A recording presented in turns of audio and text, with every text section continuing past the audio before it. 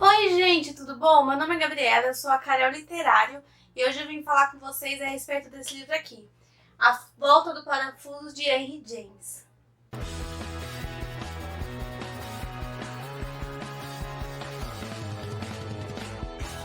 Bom, eu quero falar sobre esse livro aqui porque a Netflix vai lançar na sexta-feira, hoje que vocês estão vendo esse vídeo, a segunda temporada de A Maldição.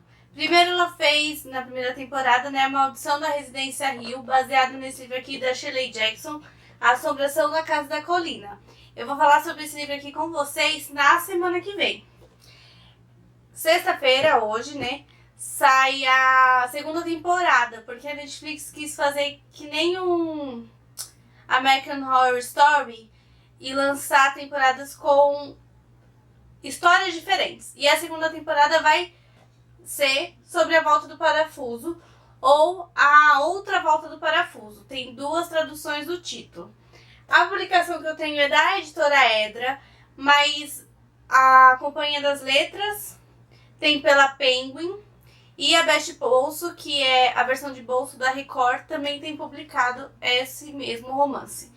Ele é um romance de literatura gótica, primeiramente publicado num jornal por algumas semanas. Eu vou deixar, acho que em algum lugar da tela, a primeira história, do jornal, e depois foi lançado como livro. Eu vou contar primeiro a história e eu vou falar depois de tudo que a história repercutiu, tá bom? A história de uma residência em Essex. Na verdade, começa com um grupo de amigos contando história de horror. E aí o dono da casa promete contar a história de horror mais legal de todas.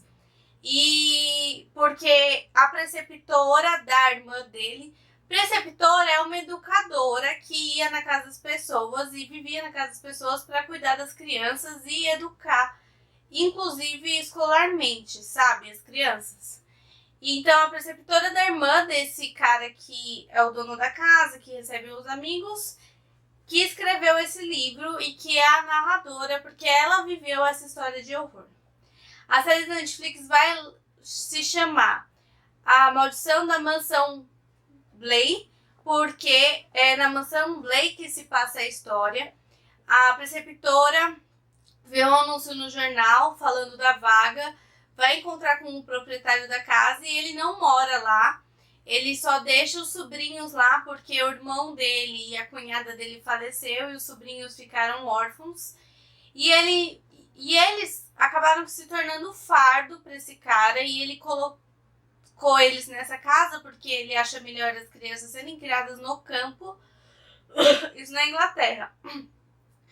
E deixou uma governanta lá e tudo. E tá mandando a preceptora pra lá também. O menino tá na escola, ela vai conhecer primeiro a menina, que é a Flora, e depois o Miles vai vir da escola pra ela conhecer ele e ele ficar lá naquela casa durante suas férias. Ela chega morrendo de medo, de não se dar bem com a governanta e tudo. E a única coisa que o proprietário pediu é pra não ser incomodado. Então elas que se virassem com tudo. E aí ela chega lá, conhece a Flora, que parece uma menina muito de boa, inocente, tranquila. Tranquila até demais.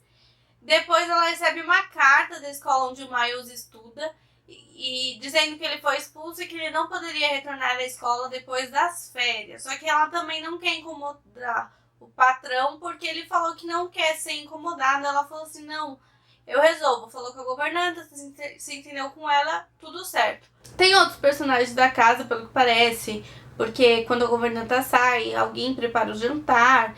Só que a gente não sabe quem são. A gente tem a história narrada e vivida pela preceptora, e com diálogos entre ela e a governanta e entre ela e as crianças. Só que a gente não sabe muito bem como funcionou, tem poucos diálogos e tem um momento que ela vai passear e aí ela vê um homem.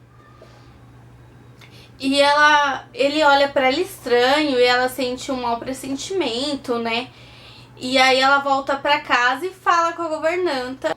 Ela descreve o cara, e a governanta fala que esse cara morreu que ele trabalhava lá, na mansão Bly. Ela quer entender por que aquele morto aparece, sabe? Tem um mistério envolto, é muito grande. A preceptora anterior, que trabalhava lá antes dela, morreu e ninguém quer falar porque como ela morreu, nem porque ela foi embora. Então tem um ar de mistério que permeia desde o início da narrativa. A questão do espaço-tempo, ela às vezes fica bem confusa temporalmente, mas o espaço é bem gótico, assim, é escuro, sempre tem que ter uma vela para iluminar o ambiente, principalmente quando não é verão, que é o momento em que se passa a história. Então esse ar de mistério, de um terror quase psicológico aparece muito nessa obra. Tem referências a outras obras, como acho que o Mistério de Udolfo, ela até fala que parece, porque é outra obra gótica em que o castelo é mal assombrado e tudo. Enfim, tem todo esse mistério e ela vai passear com a Flora e ela vê uma mulher. E ela percebe, assim, que a Flora também viu. Quando elas retornam, ela fala pra governanta e a governanta, e ela nem pergunta, ela já vira e fala pra governanta assim: é a preceptora que tava aí antes de mim. Eu não lembro o nome dessa preceptora, mas tem um nome. E a governanta fala: como você sabe? Ela: eu não sei, eu só sei que eu sei. Então acabou aí, ninguém mais fala que não é ela. Só que os meninos em nenhum momento falam que veem essas assombrações que ela vê.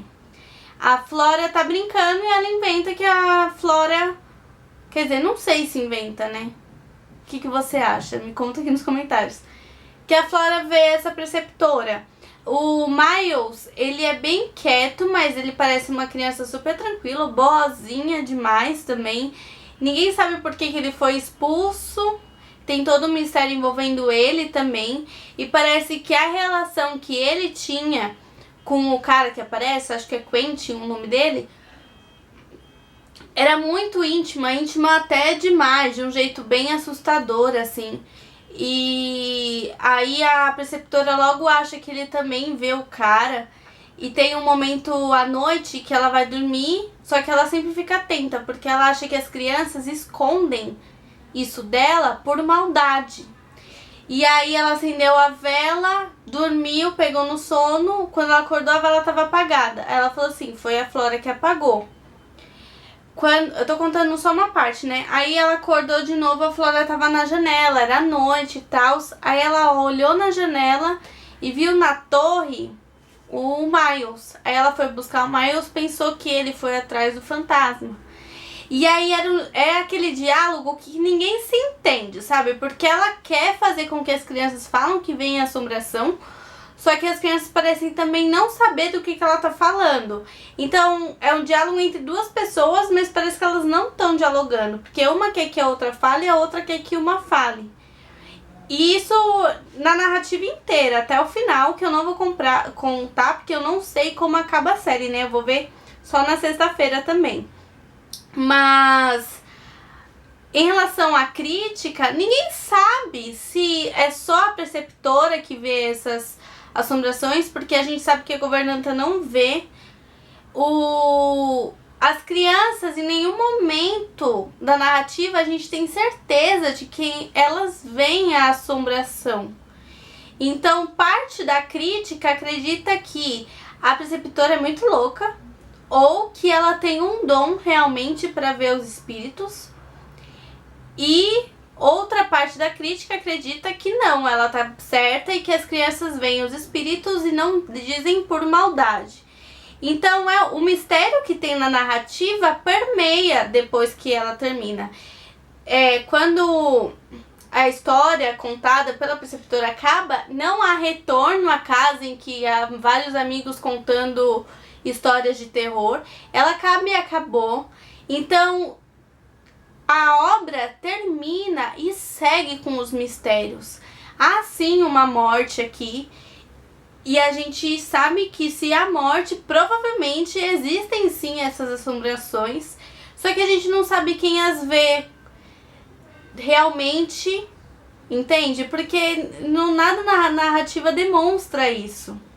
E eu acho que isso é muito legal no Henry James, porque tem muito papo, sabe? Eu consigo ficar conversando com vocês pra sempre, assim, pra gente tentar chegar no consenso de quem vê as assombrações ou não.